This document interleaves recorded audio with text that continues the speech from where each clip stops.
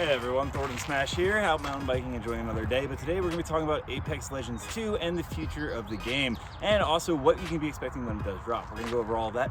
We're also going to go ahead and give out one of the new universal heirlooms. All you got to do is like, comment, subscribe. You guys know the drill. Without further ado, let's jump into today's topic. So Legends, it's been 6 years since we dropped into Kings Canyon for the first time. There's been 6 years of third parties, heirloom envy, and honestly a ton of microtransaction changes with that system, and Wraith players pretending that they're invincible or super cool because they got their Naruto run back. And now, EA has hinted at the next phase of Apex Legends being on the horizon. And it's not going to be the balance patch, it's not just a new season, it's a full-scale overhaul. We've talked about it before, but today we're rounding up every single thing and what the sequel is really going to look like, especially in today's livescape landscape, along with the Battlefield 2 release, which is going to have some impact on it. So before we even begin any speculation, we're going to go ahead and understand what Respawn has built and where the cracks are forming. Since 2019, Apex has grown into one of the biggest free-to-play shooters on the planet. There's no denying that. It has over 200 million lifetime players. Peak Steam charts still hitting hundreds of thousands daily, which it does indicate it's not dying, it's just not where it was. And an esports scene that is arguably still very small compared to its other contemporaries. However, it's still growing in legitimacy, and it's going on right now with its mid-season playoffs at the EWC. And yet, Apex Legends still runs on the aging fork of the Source engine, originally designed basically to render Half-Life 2. So while movement and gunplay do feel sublime, every update is essentially Respawn trying to install a spaceship engine into a 2005 Toyota Corolla. By the way, back when I was 16 and someone stole my 2005 Toyota Corolla, please bring it back, I've been waiting for it. The end result of all this is patch instability, spaghetti code audio bugs, and hit registration that sometimes works like it's coded by a Pathfinder main on 12 ping in a dream. Respawn's been pretty good at band-aiding those issues, however, it's clear Apex Legends is reaching its technical ceiling. So now comes the hard question, do you rebuild it or are you going to evolve it? Well, let's talk about receipts. In February of this year, EA CEO Andrew Wilson did tell investors that Apex was approaching a phase where it may require a more meaningful update. He had actually never said Apex 2, but the implications were loud enough to knock down a Gibby ult. Also, Wilson said it wouldn't happen before the release of the next Battlefield. Translation, EA is spacing out its big shooters, Battlefield first, then Apex later, and this likely pushes the timeline to late 2026 at its earliest, so it's not right around the corner. And, well, because they said it's not coming after Battlefield, it's definitely still coming, it's actually not speculation. And if Respawn is taking the time to actually use this, it suggests we're not getting a new map or fancy animations, we're looking at a possible full relaunch, one that defines Apex for the next generation of players without abandoning its current player base, at least that's the hope. So when we look at the model, because sequels in the live service era don't follow traditional game rules, for instance when Overwatch 2 launched, it didn't wipe the slate clean.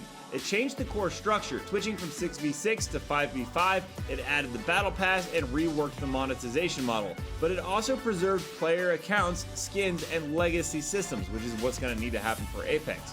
Rainbow Six Siege did something similar with Siege X, upgrading visuals, UI, and competitive tools, but keeping the core engine and gameplay largely pretty much intact. This does tell us what Apex 2 is not going to be. It won't start from scratch, it won't reset cosmetics or progress unless EA is absolutely evil, which, now that I actually say that out loud, oh man, we might be in trouble. It won't abandon the casual or comp player bases either. Instead, Apex 2 will likely be an in-place evolution, one that includes visual upgrades, so better character models, maps, lighting, UI design, so cleaner menus, in-game esports tab would be phenomenal, expanded social tools, so like Team Finder, replay system, and back-end engine upgrades, so matchmaking improvements and netcode stability, which has been the crux of Apex Legends issues for so long. But Respawn is gonna need to be pretty careful about going ahead and releasing this. Live service sequels often over-promise and then end up under-delivering. And the last thing Apex needs is an Overwatch 2 style backlash. Respawn's art direction, if I'm being perfectly frank, is actually already pretty top tier, but Apex is beginning to look flat next to titles like Valorant or Fortnite on Unreal Engine 5. I would expect real-time lighting and shadow systems, higher polycount character models, texture resolution upgrades for map fidelity, and environmental animations and dynamic weather, which has actually been leaked a little bit. Downside, older gen console players might actually get left behind. Apex 2 might require a PS5 or a Series X. Rip to the Xbox One community, you had a good run, but it's been a very long time coming. Not to mention, I have no idea what they're going to do with the Switch. It's on Switch 2 now, but I don't know if it's running at like 60 frames per second. Also, recent trends show that Respawn is leaning heavily into rebalancing old characters. We've seen the Rev rework, Lifeline changes, Ashe got a huge rework, and then of course Fuse is the next one slated up according to a lot of leaks and rumors. In Apex 2, we might get a batch rework launch, so 5 to 6 legends rebalanced in one update, a passive reworks for underperforming kits, and unified class passives across Assault, Skirmisher, and Support. It could really reshape the competitive meta, especially if ranked and ALGS adjust around new synergies and environmental changes. Respawn did announce that they are going to be doing 2 more years of ALGS, so it's not going away anytime soon. And here's where Apex could actually leap ahead of the curve. Siege X added an in-game esports tab, complete with event schedules, replays, and team profiles. Why doesn't Apex have this? Well, in Apex 2, I would actually hope that we get its ALGS broadcast streams built into the main menu. Rewards for watching or participating, we have the Twitch drops now, but like actually in-game the way to unlock them.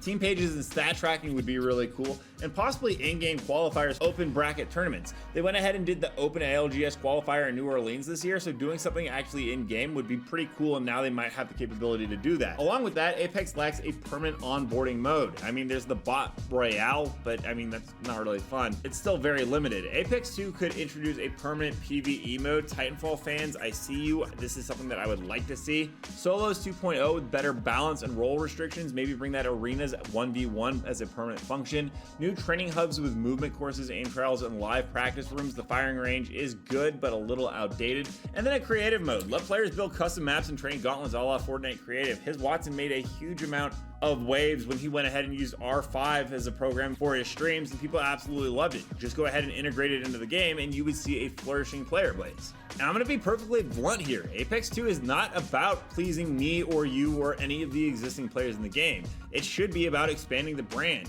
A sequel level relaunch is going to have to reignite press cycles and algorithm placement. If you look up Apex Legends news, there's hardly an article published every day. It used to be like every single day there was something new on Apex Legends. Plus, you need to re-engage lapsed players who left after season 14 or 15, and there's a lot of them out there. And of course, you're going to have to justify the increased monetization options. Make it a lot more better and user-friendly. And Respawn needs to balance innovation with continuity. Go too far and you risk alienating your competitive scene. Do too little and the game fades into the background behind Fortnite, Valorant, and COD Warzone.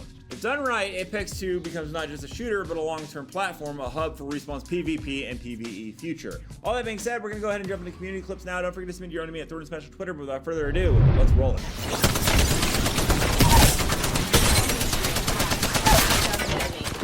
Another enemy falls. I got some bad guys here.